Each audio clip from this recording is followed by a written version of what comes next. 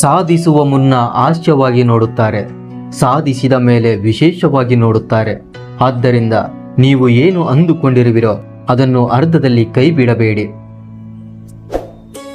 ಹೇಗೆ ಒಬ್ಬ ಕುಡುಕನಿಗೆ ಸರಿ ಕೆಟ್ಟದ್ದು ಗೊತ್ತಾಗುವುದಿಲ್ಲವೋ ಅದೇ ರೀತಿ ಒಬ್ಬ ಸ್ವಾರ್ಥ ಆಸೆಗಳ ಸಾಧಕನಿಗೆ ಸರಿ ಕೆಟ್ಟದ್ದು ಸ್ವಲ್ಪವೂ ಗೊತ್ತಾಗುವುದಿಲ್ಲ.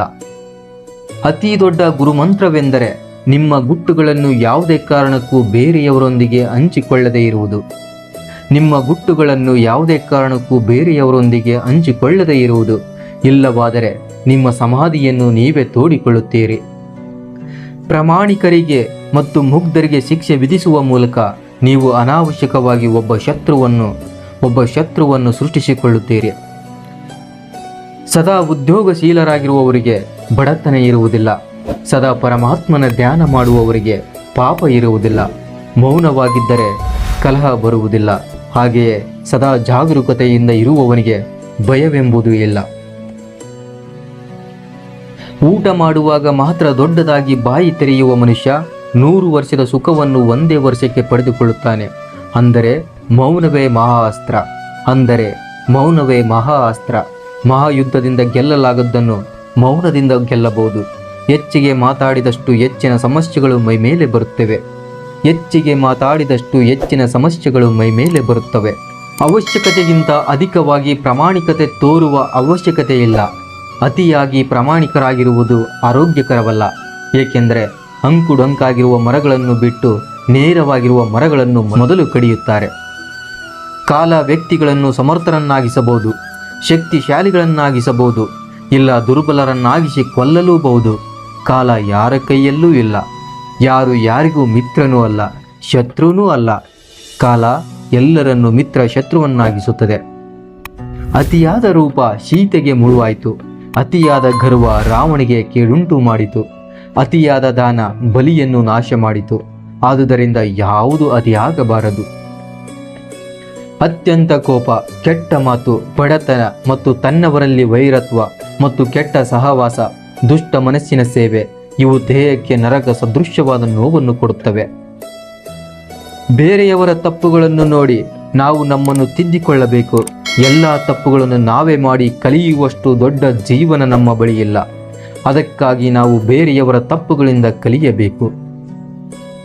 ಅವಿವೇಕಿ ಜನರಿಗೆ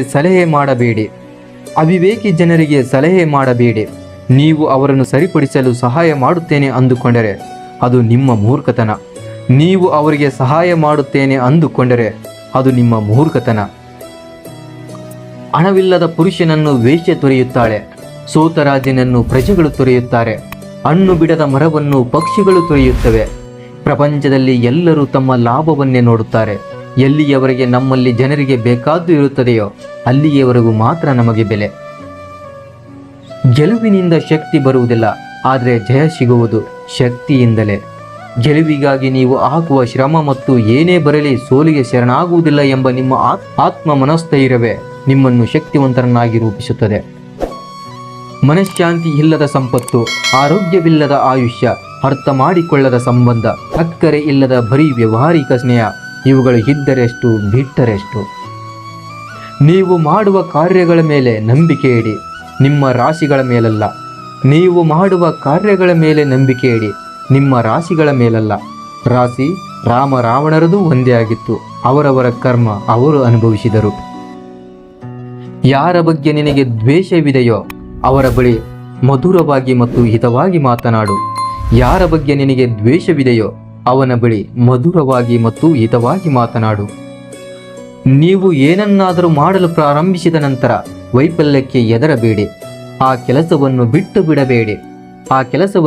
ಬಿಡಬೇಡಿ. ಪ್ರಾಮಾಣಿಕವಾಗಿ ಕೆಲಸ ಮಾಡುವ ಜನರು ಹೆಚ್ಚು ಸಂತೋಷವಾಗಿರುತ್ತಾರೆ.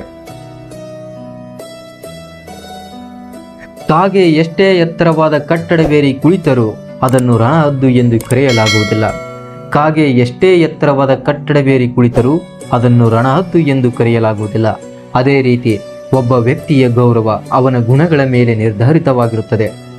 ನಿರ್ಧರಿತವಾಗುತ್ತದೆಯೇ ಹೊರತು ಅವನಿರುವ ಎತ್ತರ, ಸ್ಥಾನಮಾನ, ಸಿರಿವಂತಿಕೆಯ ಮೇಲಲ್ಲ.